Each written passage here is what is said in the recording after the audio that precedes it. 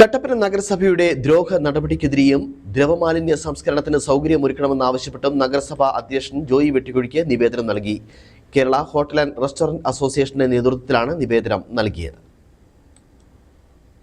കട്ടപ്പനയിൽ വളരെ കാലമായി പ്രവർത്തിച്ചു വരുന്ന ഹോട്ടൽ, ബേക്കറി, കോഫി ബാർ തുടങ്ങിയ സ്ഥാപനങ്ങളിൽ നിന്നും പുറത്തേക്ക് ഒഴുകുന്ന വെള്ളം ഓടയിലേക്ക് ഒഴുകുന്നതുമായി ബന്ധപ്പെട്ട് പല കടകൾക്കും നഗരസഭ നോട്ടീസ് നൽകുകയും ലൈസൻസ് നിഷേധിക്കുകയും ചെയ്യുന്നു. പ്രദേശത്തെ മണ്ണിന്റെ ഘടനയനുസരിച്ച് വെള്ളം മണ്ണിൽ വലിഞ്ഞു പോകുന്നില്ല. സ്വന്തം ബിൽഡിംഗ് അല്ലാത്തതുമൂലം സ്ഥല സൗകര്യം കുറവായതുമൂലവും സ്വന്തമായി ട്രീറ്റ്മെന്റ് പ്ലാന്റ് നിർമ്മിക്കാനും കഴിയില്ല.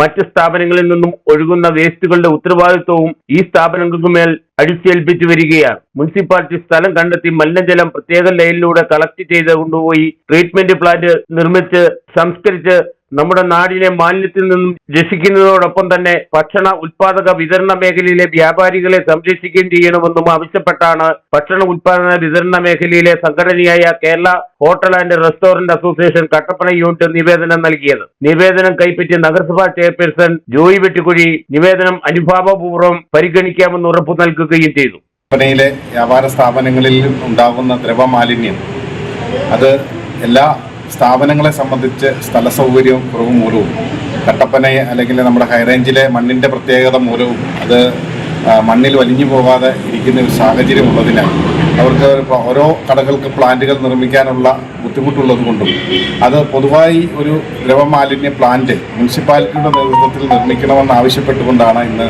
പ്രധാനമായും നമ്മൾ ഇന്ന് ഇത് ഒരു നിവേദനം സമർപ്പിച്ചിട്ടുള്ളത്.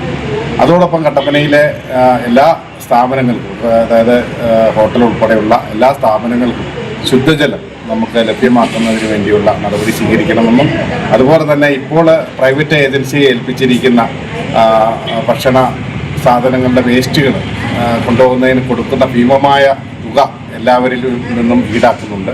അതൊന്ന് മാറ്റുന്നതിന് മുനിസിപ്പാലിറ്റി സ്വന്തമായി ഒരു പ്ലാന്റ് നിർമ്മിച്ചുകൊണ്ട് അതിലേക്ക് മാറ്റിക്കൊണ്ട് അതിൽ നിന്നൊക്കെ നമ്മളെ ഒന്ന് രക്ഷപ്പെടുത്തിയെടുക്കണമെന്നാണ് നമുക്ക് പറയാനുള്ളത്.